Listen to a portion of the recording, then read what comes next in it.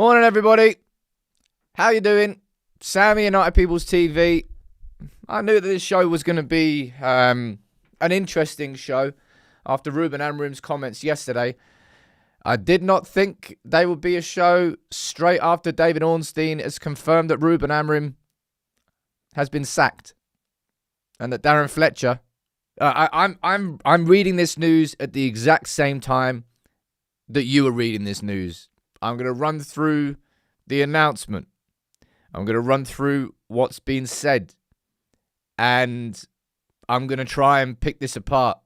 People, I kind of wish I was... I wish I was being clickbait here. On my life, I wish I was being clickbait. But I'm not being clickbait. Ruben Amorim has literally just got sacked. Like 2 minutes ago. This is just coming out here. As I said, I'm reading this at the exact same fucking time as you. My reaction is with you. Let me read through what's been said, but you can see the headline right there. David Ornstein, Manchester United have sacked Ruben Amorim as head coach, goes with immediate effect after 14 months following a breakdown in relations. I will read through the article now, and then we can try and have a conversation here. I'm going to try my best to engage with you in today's show, but it's going to be a hell of a busy one. You know, the first thing I want to say here, it's not that I was expecting Ruben Amorim to get sacked today, but after yesterday's comments, I don't know if there's ever been a situation, like I might be wrong, but I don't know if there's ever been a situation where a manager calls out his boss and it turns out to be a good thing, or an employee calls out his manager and it turned out to be a positive thing for that person. That was my reaction to those comments yesterday. And yeah, the decision's been made. Manchester United sacked Ruben Amorim after 14 months in charge, from David Ornstein. Ruben Amorim's been sacked. The Portuguese final game of his 14-month spell was the Leeds game. Former midfielder and current under-18s coach Darren Fletcher is expected to take charge on an interim basis, and his first game will be away to Burnley on Wednesday night, with a permanent appointment likely to wait until the summer. So that's the first thing there. We're looking at a Darren Fletcher interim for the second half of this season. The decision has been arrived at by the club's leadership team, including Chief Executive Omar Brada and Director of Football Jason Wilcox, after a breakdown in relations behind the scenes. As per the team to the deal, there is no clause present to enable a discounted exit, meaning United will have to pay up his contract in full, and it was set to run until 2027, with the option of a further year. And we don't need to read through all of this because, well, this has all kind of all been covered. But ladies and gents,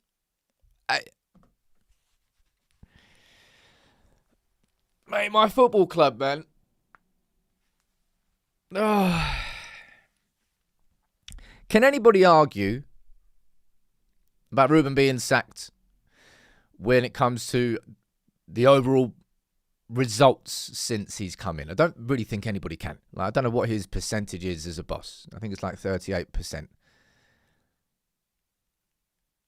But it seems like to just have that as your argument with this, it just does not reflect what feels like a complete mess at the club. Like someone down there, Dad's saying he wasn't backed at all. I won't stand by that point. The thing that did it for me yesterday was the people who have been supporting Ruben Amorim thus far, like the strongest support he's actually had, have actually been the hierarchy, which he called out yesterday. That's when it felt like, I wouldn't say it became untenable yesterday, but it just felt like it felt like something really clearly had obviously been broken behind the scenes for him to do that, for him to publicly call out, as I said, the board that's actually been supporting him stronger than I believe anybody else. Like Jim Ratcliffe came out and quashed all of those Ruben Amorim might be going rumours after the Brentford game. He got the strongest support from them, and Jason Wilcox throughout this whole time. What it kind of feels like, and I suppose we'll find out about this.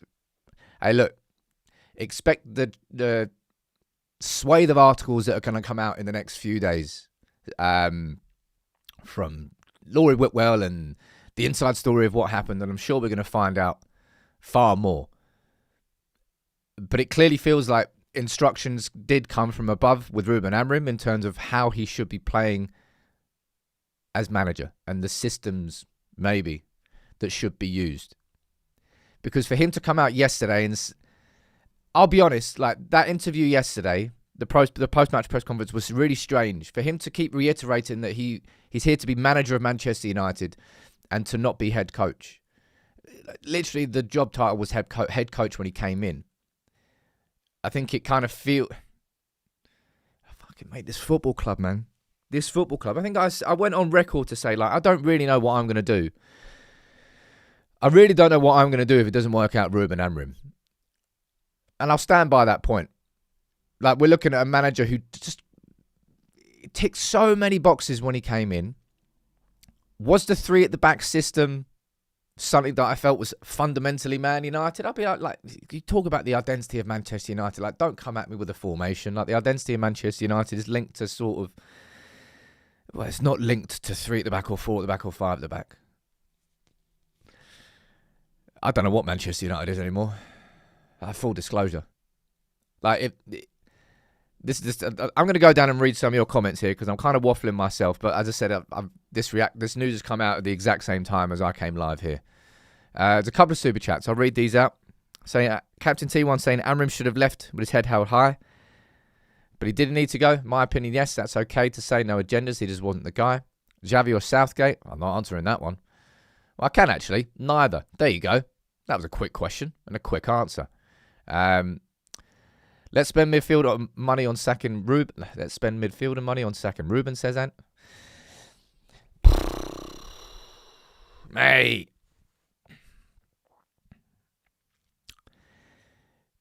I think we can all, look, whether or not you thought Ruben Amorim should have been sacked, and I'll be totally honest, there was quite a lot who wanted him to be sacked.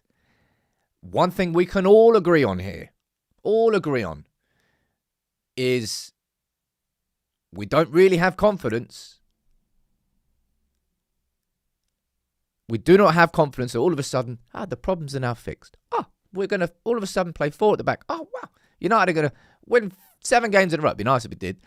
But Man United's problems are fixed. Like, I think Jason Wilcox and Omar Barada, in the same way that Jim Ratcliffe has effectively become a human shield for the Glazers, just taking the swings, taking the jabs. He's getting uppercutted in the face, and Abraham Glazer and Joel are just sitting there in the back going, look at this twat. He's taking all the hits for us. I think Ruben Amorim took a lot of the hits for Jason Wilcox and for Omar Barada. As the manager, you are the public-facing front. You will take the punches. But he's just taken his last punch. Ruben Amorim has now been sacked by Jason Wilcox, by Jim. So effectively what's happened is Ratcliffe is supporting the decision of Barada and Wilcox and Vivell. The manager has been removed and the football structure is still in place. But there are so many bloody questions. So many questions that we can ask that haven't, this is my point, that haven't currently been asked really about Jason Wilcox. About if we think about this, I know what I need to do in terms of the videos over these next couple of weeks now. It's about going back. Remember when Wilcox was in and then Ratcliffe was saying that we're now going to be building towards a game model. And I think it was, Ruben Amorim was coming in as that game model then, as a 3 at the back manager halfway through the season. It doesn't take a revisionist to understand that bringing in a 3 at the back system manager mid-season was a bit of a risk. You ballsed up with the Ten Hag decision. I got that one wrong myself, but I'm not the person in charge of making decisions at Manchester United, thankfully. They ballsed up with not sacking Ten Hag. Then they got Amorim mid-season. And now they've sacked Amorim mid-season. Darren Fletcher. I'm going to go around and read some of your comments here. Bloody hell. Spotlight is now on Wilcox firmly, Pat says down there. I think every aspect of it really should be called into account. Accountability has to be the most important thing. For Ruben Amorim, the accountability of the results. And you know one thing that's really kind of pissing me off here? Truth be told. Ladies and gents, Ruben Amorim has not been sacked because of anything to do with what you're seeing on the pitch. Ruben Amorim's been sacked because he said some bad words about Jason Wilcox, Omar Barada, Chris Favell, and Jim Ratcliffe in public. That's why he's got sacked. Look, if we were winning every single game and he said those comments, would he have got sacked? No, but he wouldn't have said those comments if we were winning every game. When you're not winning games of football, these sorts of things happen. Man United made a... bloody hell, Man United made a statement about this yet. Club statement.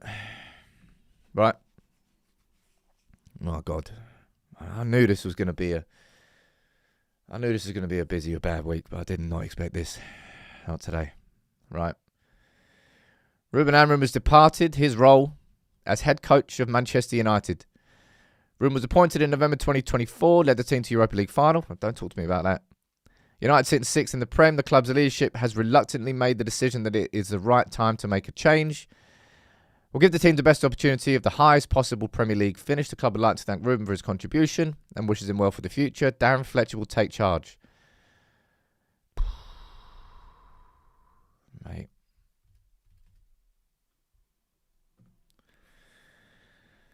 Right. I'm just going to go blast through some of the chat comments. Someone's agreeing with me down there. Wilcox should be sacked as well. We're turning it to Chelsea, says Maddie. Cycle repeats. I think it's partly what's happened on the pitch, why performances haven't been good enough. Why are you sad? This is great news. Like, dude, and I'll say this to anybody in the chat. Like, just piss off. If you're going to come in here like smiley face, like, oh, look at me. I win. I've won. Got rid of the manager. Man United's problems are going to be fixed. Oh, what do you fucking mean we're in the same fucking problem? 3 months down. Oh, great. Oh, sack that manager. Oh, I win. Sack him. Come again. Like, I'm piss bored of my goddamn football club being the butt of the jokes. Man, I'm bored of being butt of the jokes. I know I enjoyed my childhood. Yeah, I'm paying for it now in my 30s, man. And my 20s, to be fair. Like, for real. Like, I'm just bored of United being just a sack of shit. It was supposed to be different. Oh, you know what United need? Like, we need like a CEO who's got a bit of experience in football and understand. We need like a football director. And you know what we need? We need like a manager who's not just a manager at Manchester United. He's a head coach and he's kind of got a support network and we've got a director of recruitment. And we get all these things. Oh, we've got that. Oh, okay, well, never mind. We'll just sack another manager after 14 months. Great. What do you mean nothing's changed? Look,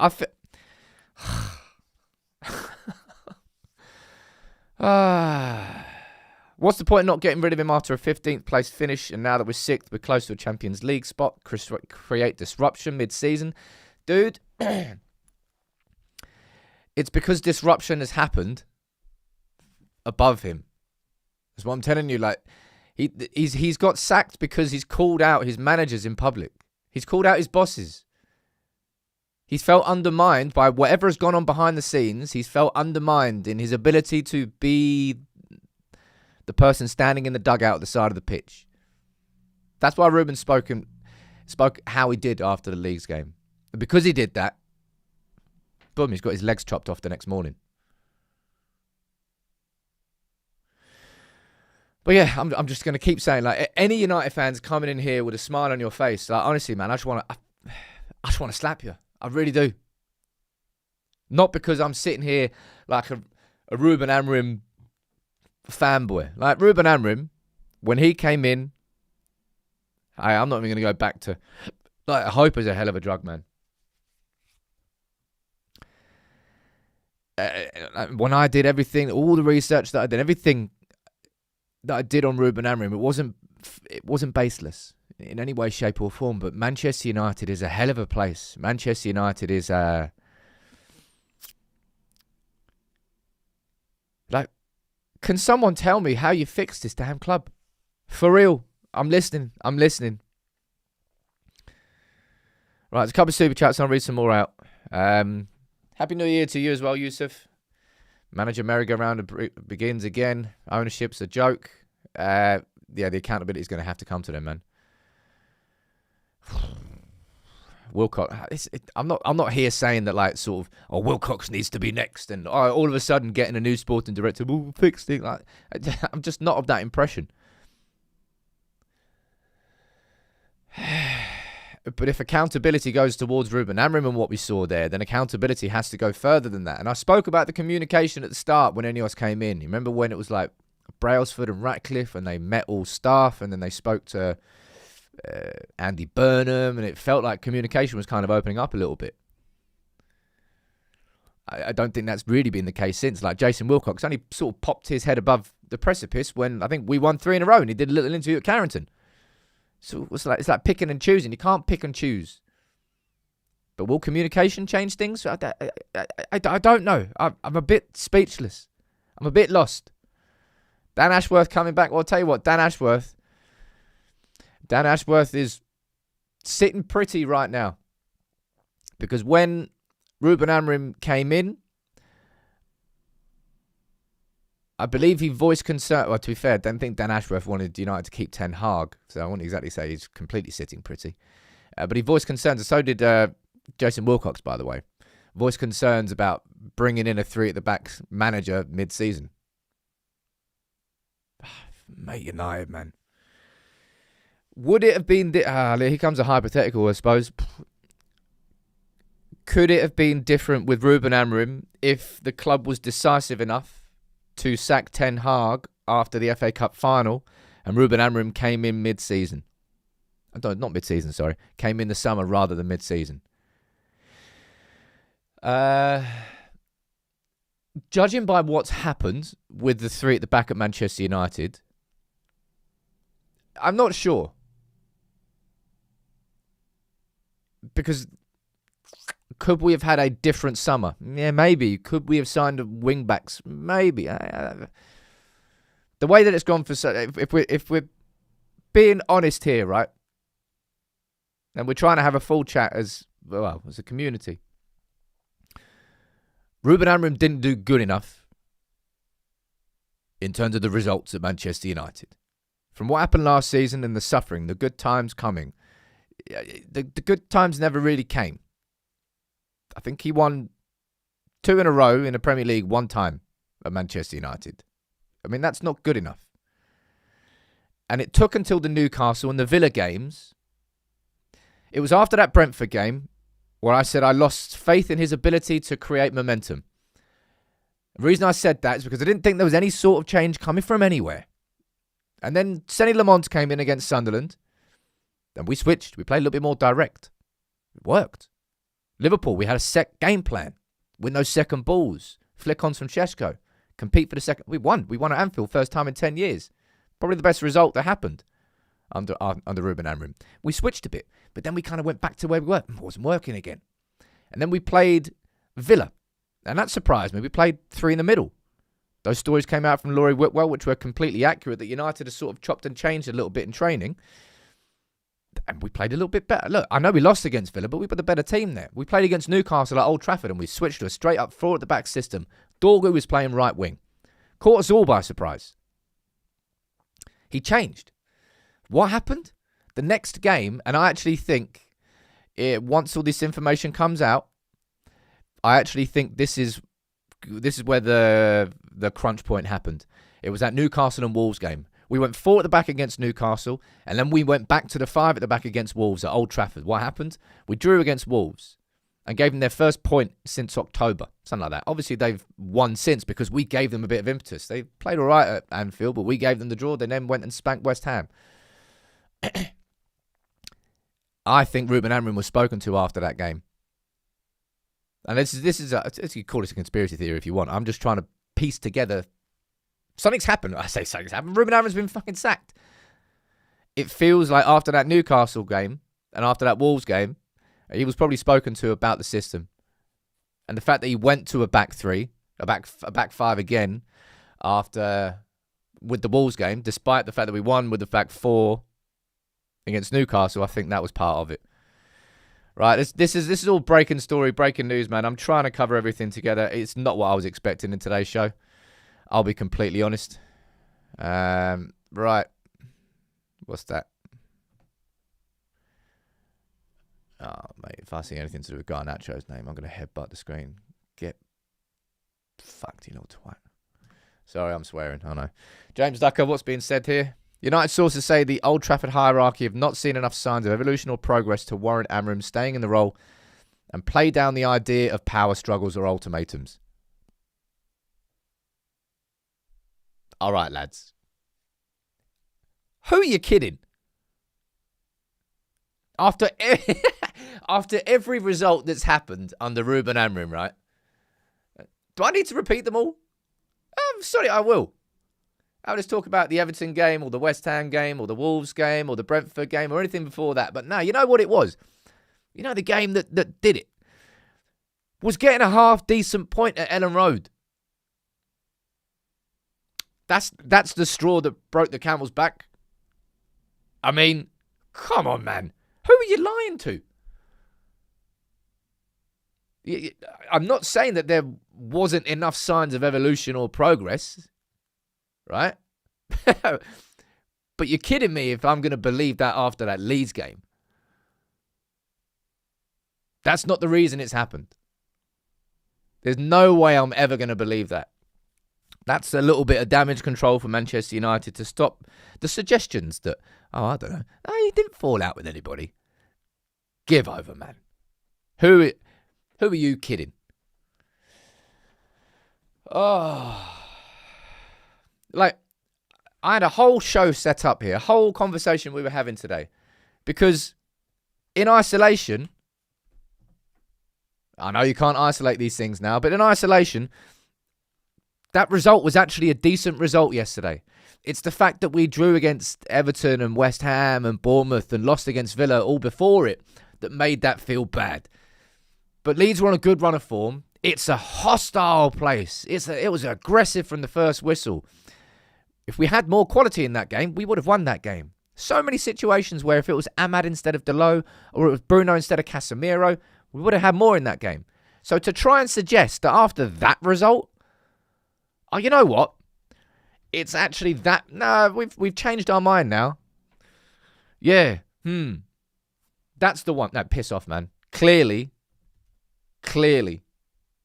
there's been a breakdown in relations between Ruben Amorim, whether it's Ruben Amorim and Jason Wilcox, whether it's Ruben Amorim and Omar Barada. I'll be honest, it very much feels like Amorim and Wilcox.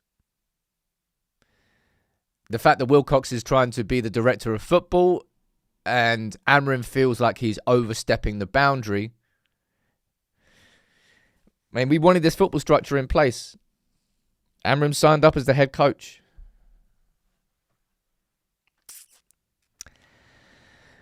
Oh. Right, I'm going to go down and read some more chat. I know it's busy down here this morning. I apologise if I'm sort of ranting and raving, but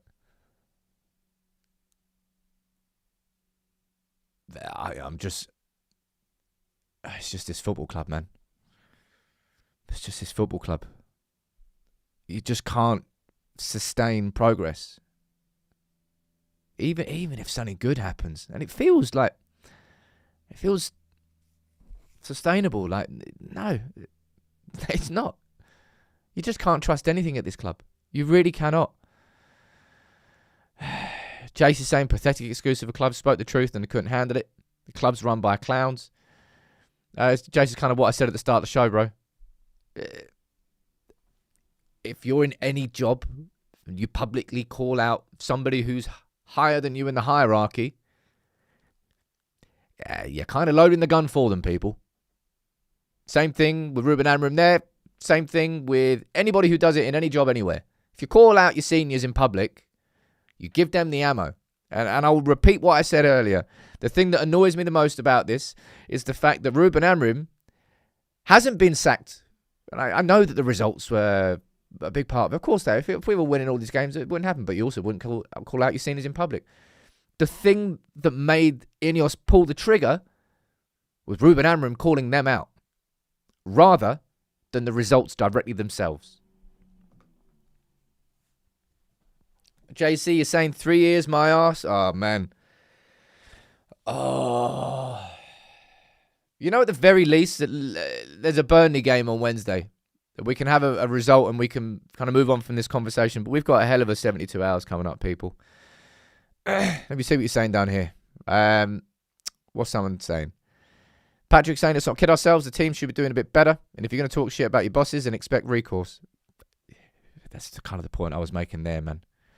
Stubbornness brings you nowhere. No, I think stubbornness is just... Is stubbornness in any way, shape or form a good character trait? Like having belief in your own principles, I think is important. But you have to know the line between belief and stubbornness. I think Ruben Amorim got past that line quite a while ago. In the fact that, no, this system will work at Manchester United. Kind of a bit like, Ten Hag certainly tried it to a certain degree. No, this team will be able to play out from the back. But no, he threw that out the window after 2 games. And then really struggled to ever bring his identity. And like we're talking, one thing, if I'm going to try and, I'm not going to use this as pulling a positive out of this, but can I just say this? And this does feel like a little bit of a cultural shift. Someone down there saying that when we tried to sign Semenyo, Amorim was finished. I don't think it was about that. I think it's about the fact that I'll speak about transfers after. But one thing I want to say here is this. Our manager's just been sacked. Anybody who's just tuning in, this is official. Manchester United released a statement, all right? This is no joke. I didn't think it was going to be happening, but I'll leave that on screen, okay? Because that's the official one, rather than the actual announcement from The Athletic. Ruben Amorim's been sacked. But yesterday against Leeds, we played like a team. From the first whistle to the last whistle. I don't think there's been any hint of players downing tools, not putting in the effort, right to the very end. I think in that perspective, I don't think Ruben Amorim lost that dressing room. I don't think the players are down tools in ways I've seen under different managers. And from a cultural perspective, that is a little bit of a shift. I might be scraping the barrel. I'm not scraping the barrel for positives here, but I'm just trying to explain what's in front of me and what I can see as a fan. That's a little bit different. And I suppose that's kind of why this is a bit more shocking. In certain ways. There's a couple of super chats. Let me read these out and then I'm going to go back to the chat because it's absolutely popping.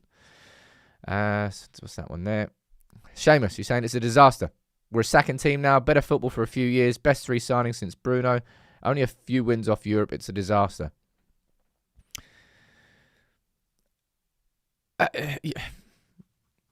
Honestly,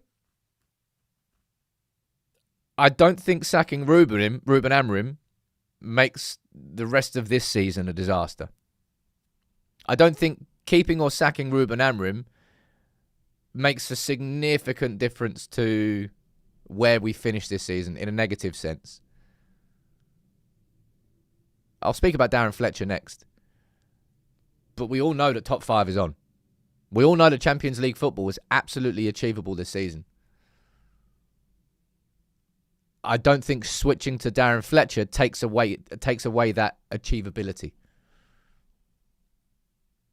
And you could argue that the new manager bounce and switching might actually increase it, which is obviously something we're going to debate and argue over the coming weeks. Neil, you're saying, pure crap, Sam. Ragnick all over again. Calls out crap leadership and gets a sack. Hope he does a Maresca and slaughters the ball with the truth. Is it Ragnick again? The open heart surgery comments. People always keep pulling that one up, man. Like, we've signed 20 nearly 30 players since Ralph Ragnick said that. We've had open heart surgery. It's just that the surgeons have been blindfolded. That's what it feels like. What we're saying down here. Bring back Ole. Those Everton, West Ham, Wolves games were the deal breaker. No, this is my point. I don't think it was the deal breaker. The deal breaker was him calling out his seniors. That's the thing. Is their own, they protecting, we hear about egos being protected and all that. That's kind of what that feels like, more so than anything. He was the right person. Someone says 15th to 5th. With all the injuries we have, he still kept us fighting for the Champions League, got the goals issue solved, only needed midfield. If you really kind of want to track it back, you would, if I'm being honest, in the sort of, when I do the video, it's probably why I'm going to be tracking it back. Where I'm going to be tracking it back to is that summer conversation between Wilcox and Amorim. You know what happened. Jason Wilcox, after we signed him, Boomer and Cunha, Jason Wilcox advocated for a striker. Ruben Amorim wanted an athletic midfielder. Ratcliffe listened to Wilcox. Barada listened to Wilcox. United signed Šeško. Now, Šeško struggled so far this season. He's settling in. Amorim didn't get the midfielder he wanted, and our midfield has been... I know Casemiro's been better this season, but this midfield's never going to win the Premier League with Casemiro in or Ugarte. We needed a midfielder badly. That's when, I suppose, that's the first obvious decision I can see that was taken away from Ruben Amorim. And maybe that was the beginning of it. Watkins, I know there was quite a lot of stories about Amorim wanting Watkins too. We obviously went after Delap. Didn't sign him because he went to Chelsea. We didn't go after Watkins because I think the price was too high. And we signed Šeško instead. The reason they didn't want to go after Watkins was because of the age, because it didn't fit that sort of profile. There's going to be a lot for us to unpack. There really is going to be a lot for us to unpack. Now, can I ask you this, all right? Because we haven't even had a conversation about this yet. Mate, Darren Fletcher is manager of Manchester United, or me. I'm now manager of Man United. Yeah, he looks like my cousin. I can take that. Does this feel I'm trying to think. Does this feel knee-jerk? I think United would probably have had this down as a contingency plan for a little while. But we're not talking about like a short-term interim here. Mate, it's the 5th of Jan. We're talking like 5 months of Darren Fletcher. Do I think he's going to... Of course there's going to be a new manager bounce. I mean, hell of a way to introduce him, by the way. I suppose you've got Burnley and Brighton before you then face back-to-back Premier League games against City and Arsenal. Tell you two people who are really happy about this is Tyler and Jack Fletcher. They're going to be buzzing right now. What else are you saying down here? I apologise, by the way, if I've missed some of your super chats. For some reason, it's logged me out just before I went live. So I can't go back and look through your super chats. Can I do it or no? I can't. Hence why I can only see them if they're on screen right now. Management by committee with a front man, says JC. Are we talking about moving forward or just talking about now with Darren Fletcher? Let me see what you're saying down here. Who's going to join his staff? I think that's a pretty good point. Does that mean that Adelia Candido, Carlos Fernandez? There's no confirmation here about his staff leaving, but you would presume that his staff will walk out with him. I'll not walk out with him, but be sacked with him. No confirmation on that yet. So who will come in? What, the under-18 staff? When am I going to talk about Ineos? We can have a conversation about... I've already spoken about Wilcox and Barada. We can have a conversation about that next. As I said, this has all happened in real time, people. I haven't been able to prepare anything. I'm just doing this at the same time as you. Let me see what else you're saying down here. Fletcher's not a manager, but he is. Fletcher's had a fantastic start with the under-18s. But this is Fletcher's first steps into management. He's very much Fletcher's at the same sort of stage now. Remember when Solskjaer was manager? That was when our team was called the Reserves. It's like Solskjaer getting the job at that point. Way before anything to do with Cardiff or anything to do with United or anything that happened after that. This is Darren Fletcher's... He's 5 months into his first managerial position, having worked in the staff at Manchester United for years. And he's had a very good start. He's very much a novice. Now you're going to get to learn on the job, Darren. What are we saying down here? We'll have to pay everyone off. Yep, it's going to be another massively expensive payout. I don't know what the terms are, but I think we can safely assume it's somewhere between 10 and 20 million pounds. I don't know exactly what it will be, but he's got a contract till 2027. Plus, you're going to have the payouts for Fernandez and Adelia Candido and was it Paolo, whatever the name of the bloody coach was. 3 or 4 coaches. Who's speaking about Glasner? People. I'll probably tell you this very easily. Park any conversations about Glasner. There's going to be no conversations about any three at the back manager at Manchester United. You can nip those in the bud straight away.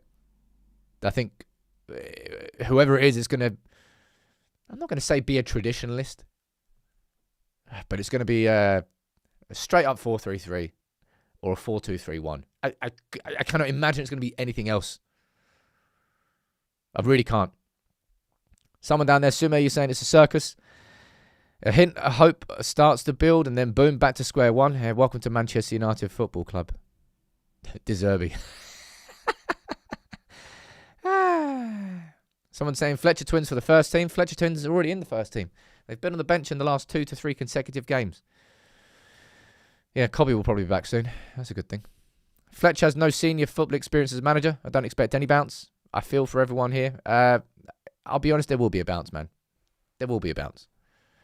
I can't tell you what that bounce will be. I can't tell you how long that bounce will last. But there'll be a bounce. We're playing Burnley away. Well, hopefully trounce them. Hey, look, people, I don't mean this in a disrespectful way. But just keep the chat about next managers. That's not a conversation for today. That really isn't a conversation for today. Man United have got Darren Fletcher in. And to go back to the confirmation here from The Athletic, Darren Fletcher is going to be in. Well, look, Man United are likely going to wait until the summer to bring in a permanent manager. So it's going to be Darren Fletcher until then. But people, I'm still a bit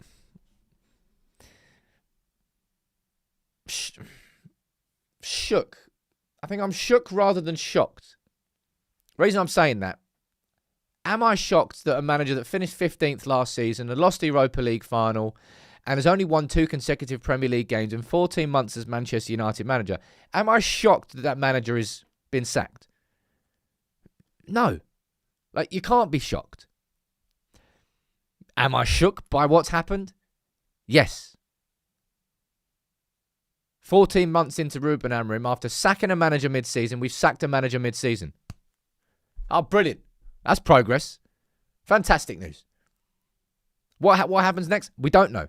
Man United, I don't think Man United are writing off the rest of this season by giving it to Fletcher as an interim. But you know what? And like the amount of times I've spoken about this, the way this season is as kind to an interim Manchester United manager as could possibly be. Arsenal and City, feels like they're gone. Like you see the gaps are really now appearing. Like we're 17 points behind Arsenal. Like, no matter what happens now, that's gone. Not that we're ever going to catch Arsenal, but look at the rest of those teams. Liverpool, drawn 2 out of the last 5. Chelsea have won 1 out of the last 5. United have won 1 out of the last 5. Sunderland have won 1 out of the last 5. The whole of the top, I'm going to say 4th and 5th, are so up for grabs. Like, Ruben Amorim's been sacked when he's 3 points off 4th. I wouldn't say that's down to United's incredible results. I mean, how many opportunities have we had? Blah, blah, blah, you know, all those missed opportunities. But everyone else keeps stumbling. So it's actually, I'll be honest, it's quite a kind environment to bring Darren Fletcher in. But the kindness will not extend very far for Darren Fletcher. Like, Darren, and I say this, mate, I wish you the absolute goddamn best of luck, man. I really do. I really hope that you use this next 5 months and you exceed everyone's expectations. You take advantage of an opportunity that I don't think anybody else has ever had. If we think about this, I suppose Solskjaer had it. That's who am I lying? Solskjaer had it and he got the job at the end of it. Please don't make that same mistake again, United. I don't care what Darren Fletcher does. That's my immediate reaction there. Yeah, Solskjaer. Yeah, who am I kidding? The exact same thing happened with Solskjaer. No one expected him to get the opportunity. He got the opportunity. He blew expectations out of the water. We had an incredible 3 to 4 months as United fans. We thought, we're here, we're back, we're done. I'll be honest, if there was, I said this at the time and I'll say it again and again and again, if there was one manager I wished that existed at Manchester United when I thought a football structure was in place, and I'm questioning that now, but it was Ollie. I wish it was Ollie. Is Jason Wilcox going to be a problem for us? I mean, dude, he might be. Full disclosure, he might be. I can't say with confidence that he's not, because after Ruben Amorim's getting sacked, the spotlight now turns. The eye of Sauron has been firmly on Ruben Amorim. He's gone. The eye now turns.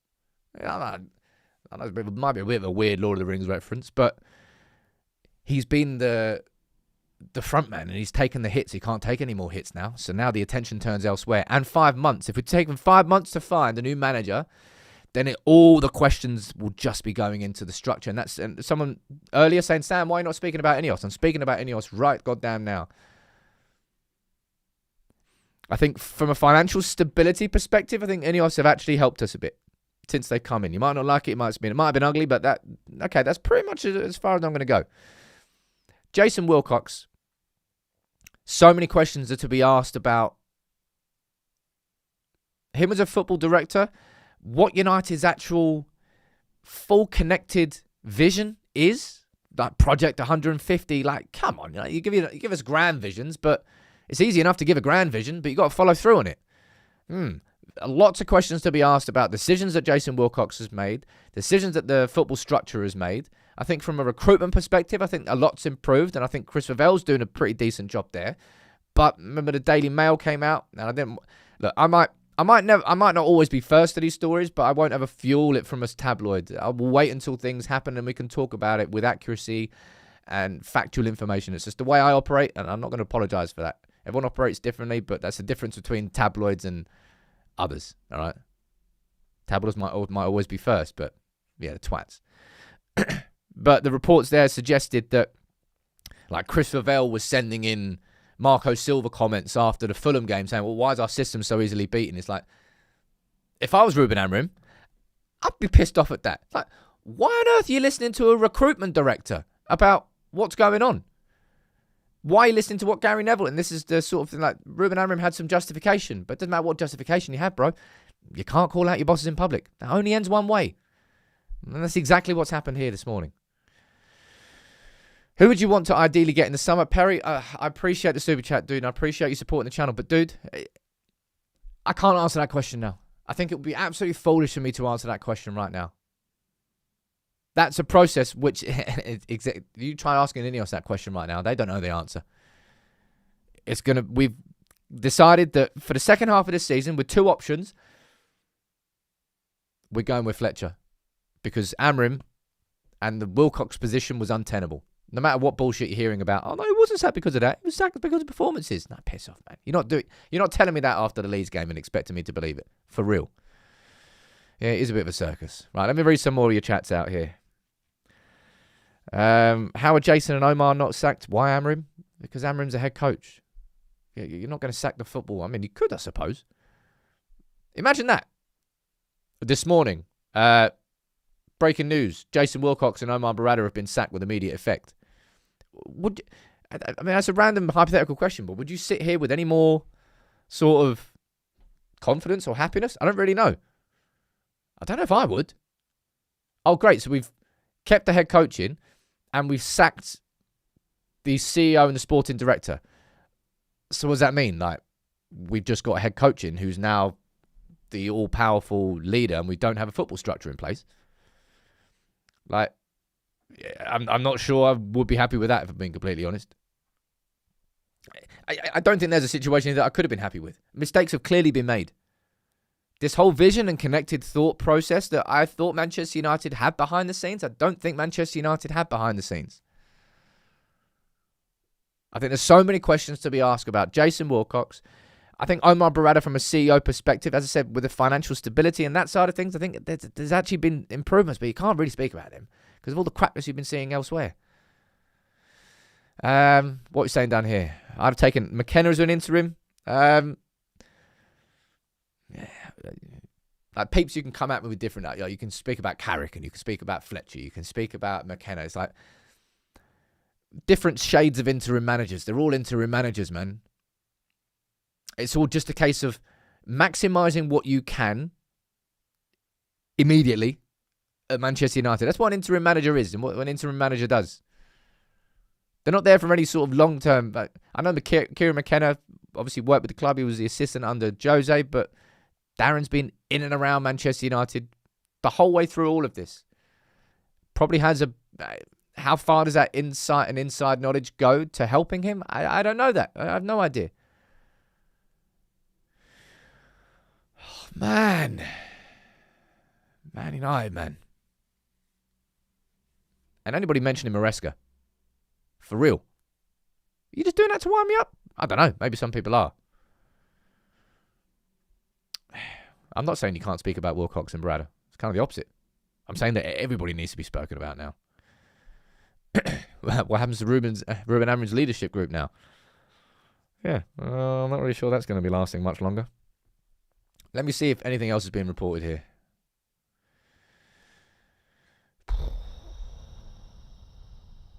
Right. That's the official statement which has come out. Sacked 28 minutes ago. Was that 28? No, it wasn't 28 minutes ago. It was an hour ago.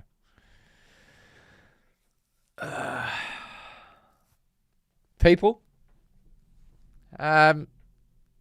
Overall, can I ask you, I'm going to go back to the chat properly here. To end this show, your overall reaction to what's just happened there.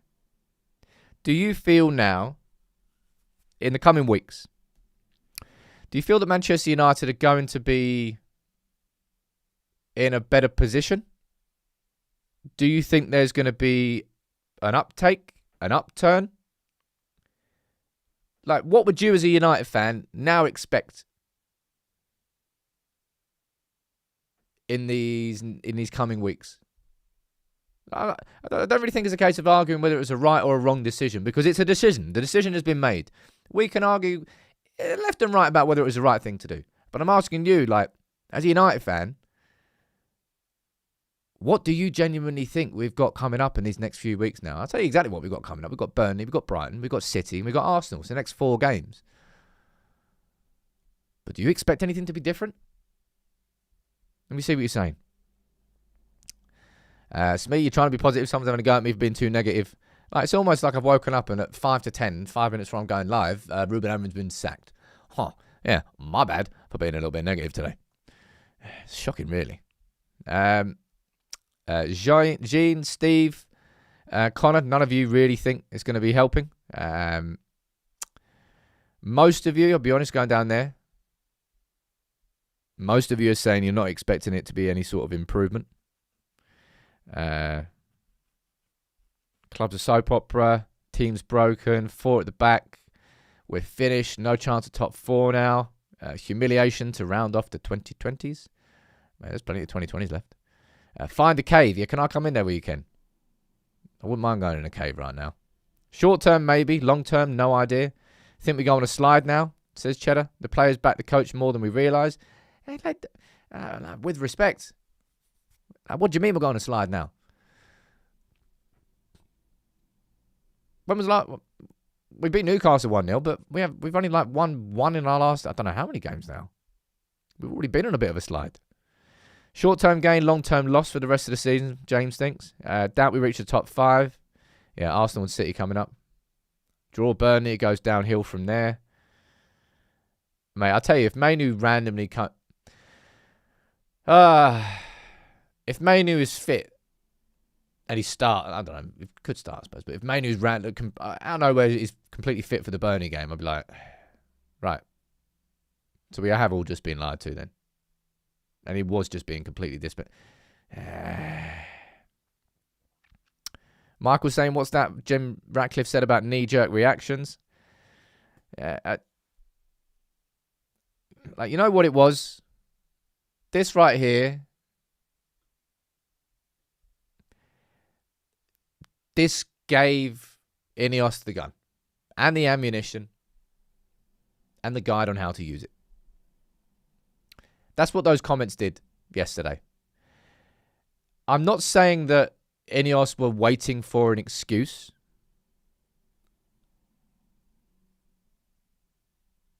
But that was the straw that broke the camel's back. It was nothing to do with United drawing 1-1 at Leeds. He wasn't sacked mainly because of the performances. He was sacked because, boom, the loggerheads happened. He clashed with Wilcox, and Wilcox has been backed by Ratcliffe and backed by Barada. And therefore, Amorim is gone. Amorim is sacked. Well, I'm going to try my best to, after this, at lunchtime, I'm going to try and put my thoughts into words, man. I've tried my best in the show, but this is a proper... As I said, I'm not shocked that Ruben Amorim is gone. You cannot possibly be shocked that Ruben Amorim is sacked as Manchester United manager, given the results that we have had. Like, let's just be real and fair. Whether you think it's the right decision or not, that is a conversation that we've just tried to have here. Do I think that sacking Ruben Amorim was the right decision?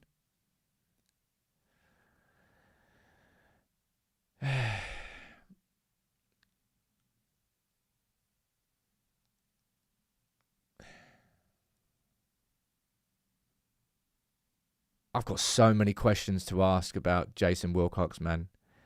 I can't know whether sacking Ruben Amorim was the right decision or not, because I do not trust the board. I do not trust the football structure. I just can't see how sacking another Manchester United manager and pressing the reset button is the right idea, given that it's just not worked before.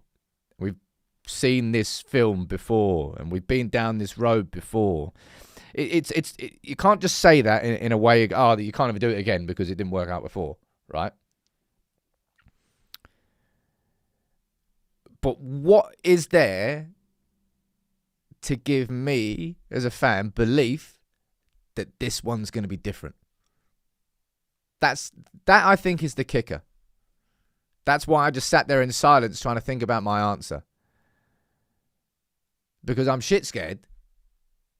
But now we're just gonna repeat the same bloody thing that we didn't want repeated. It's not to guarantee that it will. But why on earth would we believe it wouldn't?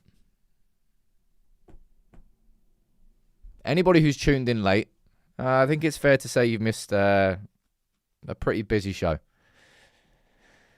So, wasn't clickbait in any way, shape or form. Ruben Amorim has been sacked by Manchester United. The club has officially released a statement confirming that he's left. Darren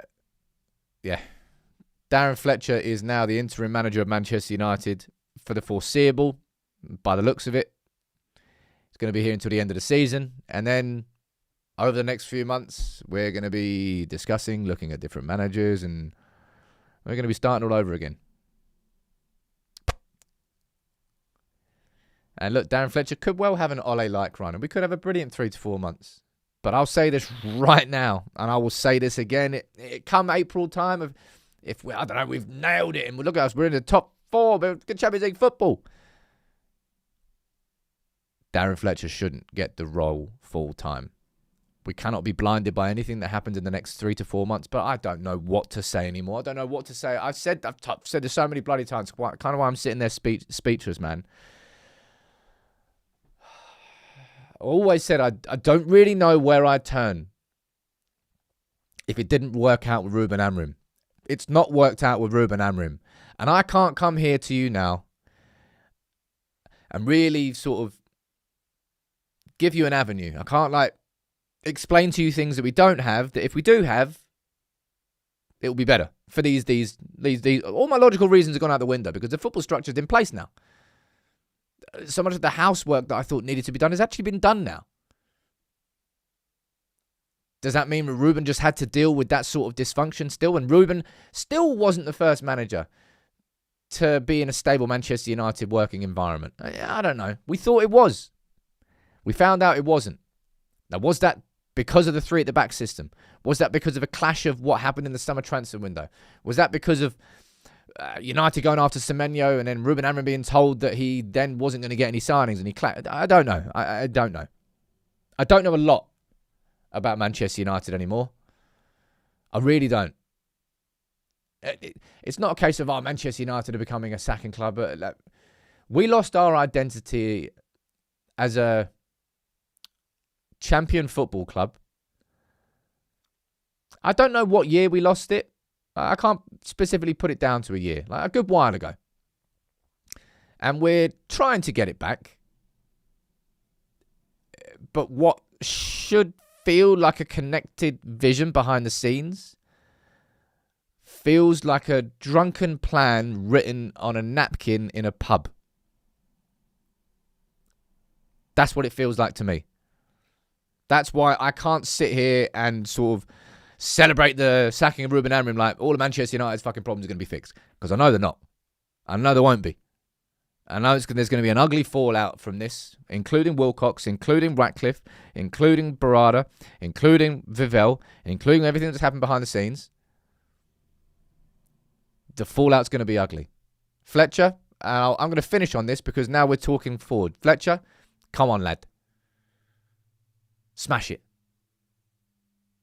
No matter what happens at the end of the season, no matter what happens next, it would be brilliant if Man United in the next few months could have a big upturn and Fletcher exceeds expectations. That will be brilliant, and I hope that happens.